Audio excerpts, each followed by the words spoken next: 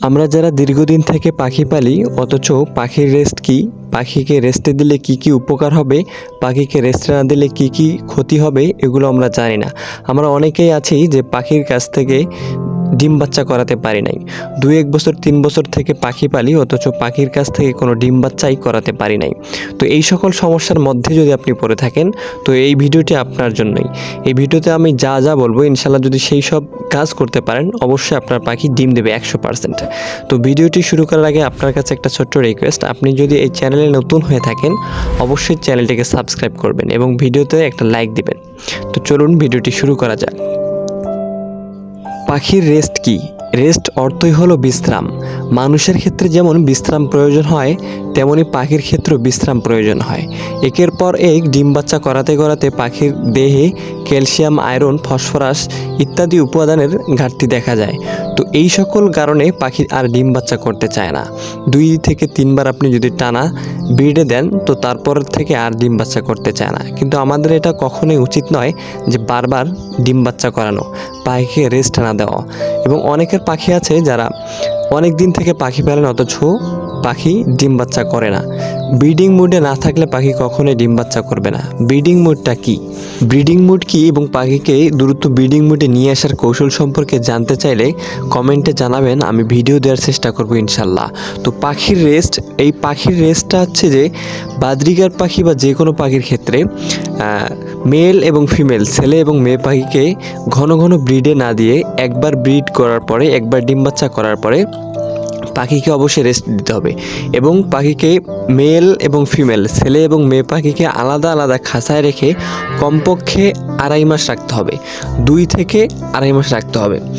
অনেকে 3 মাস পর্যন্ত রেস্টে রাখে। তো 2 মাস রাখলেই ইনশাল্লাহ ভালো ফলাফল আসবে। 2 মাস থেকে 2.5 মাস রাখলেই হয়ে যাবে ইনশাল্লাহ। এবং এই 2 মাস যে রাখতেছেন, এই 2 মাসে যদি তারা ব্রিডিং মুডে চলে না আসে তাহলে কিন্তু মেটিং করবে না এবং ডিম বাচ্চাও করবে না। তো ব্রিডিং মুডে নিয়ে আসার জন্য এই পাখির রেস্ট অবস্থায় এদেরকে খুব ভালো পরিমাণে খাবার দিতে হবে, পুষ্টিকর খাবার দিতে হবে। সফট ফুড, এগ ফুড অথবা হচ্ছে আপনার সজনে পাতা। সজনে পাতায় প্রচুর ভিটামিন রয়েছে। পাখির যে নাকটা রয়েছে এই নাককে বাদামি বা হচ্ছে একদম গাঢ় নীল করতে, ব্রিডিং মুডে নিয়ে আসতে সজনে পাতার গুরুত্বপূর্ণ ভূমিকা পালন করে। এবং আছে পালং শাক আছে, পালং শাকে ভিটামিন ই রয়েছে। এই পালং শাক যদি দেন দ্রুত পাখি ব্রিডিং মুডে আসবে। এবং ব্রিডিং মুডে যদি এসে যায় তাহলে যদি একসাথে ছেলেমেয়ে করে দেন তাহলে অবশ্যই ডিম দেবে। এই সময়ের মধ্যে কলমি শাক, পালং শাক, সজনে পাতা, পেয়ারা পাতা এ সকল খাবারগুলো দিতে হবে যাতে তারা দ্রুত ব্রিডিং মুডে চলে আসে। এই রেস্টকালীন সময় শুধু যে আমি 2 মাস আলাদা করে রাখলাম ছেলে মেয়ে পাখিকে আর কিছুই করলাম না, কোনো খাবার দিলাম না, শুধু সিড মিক্স দিলাম, তা কিন্তু হবে না। ব্রিডিং মুডে নিয়ে আসার জন্য এই রেস্ট অবস্থায়, এই বিশ্রাম অবস্থায় পাখিকে গুরুত্বপূর্ণ খাবারগুলো দিতে হবে। এই প্রয়োজনীয় খাবারগুলো না দিলে পাখির যে ছেলে পাখির যে নাকটা নীল আছে এটা একদম বাদামি বা হচ্ছে গাঢ় নীল চলে আসবে এবং মেয়ে পাখির যেটা নাকটা রয়েছে সাদা এবং সাদা থেকে বাদামি চলে আসবে না। যখন দেখবেন যে ছেলে পাখির নাক একদম নীল হয়ে গেছে, একদম গাঢ় নীল হয়ে গেছে, তখন বুঝবেন যে আসলে পাখি ব্রিডিং মুডে চলে আসছে। এবং মেয়ে পাখির নাকের কালার যদি একদম গাঢ় নীল হয়ে থাকে তাহলে বুঝবেন যে মেয়ে পাখিটা ব্রিডিং মুডে চলে আসছে। এবং 2 থেকে 2.5 মাস পর আপনি যখন ছেলে এবং মেয়ে পাখিটাকে একটা খাঁচার মধ্যে রাখবেন। এখানে রাখবেন কীভাবে সেটা বলি, যে একটা যে খাঁচায় ছেলে মেয়ে পাখিটাকে একসাথে করে দিবেন তো সেই খাঁচায় সর্বপ্রথম আপনি একটা হাঁড়ি সেট করে দিবেন।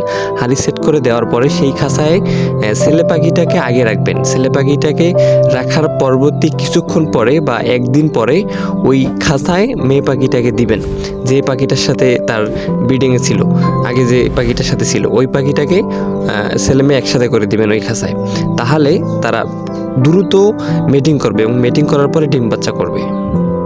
পাখির রেস্ট চলাকালীন সময় পাখিকে আলাদা আলাদা খাঁচা রাখতে হবে এবং আলাদা আলাদা খাঁচার সাইজগুলো হতে হবে যে 18-24, যেগুলোকে বলা হয় ফ্লাইং কেজ, 16-20 বা 18-24 এরকম খাঁচা রাখতে হবে। এবং 7টি-8টি করে পাখি পর্যন্ত রাখা যাবে এই 18-24 খাঁচাগুলোতে। এবং এই রেস্ট চলাকালীন সময়ে পাখির খাঁচায় পর্যাপ্ত পরিমাণে পানি, খাবার এবং হচ্ছে মিনারেল ব্লক, গ্রিট এগুলো খাবার সরবরাহ করতে হবে। এগুলো খাবার সব সময় দিয়ে রাখতে হবে যাতে তারা প্রয়োজন মতো খায় এবং তাদের শরীরে যে ক্যালসিয়ামের ঘাটতিটা রয়েছে এই ঘাটতিটা পূরণ হয়ে যাবে।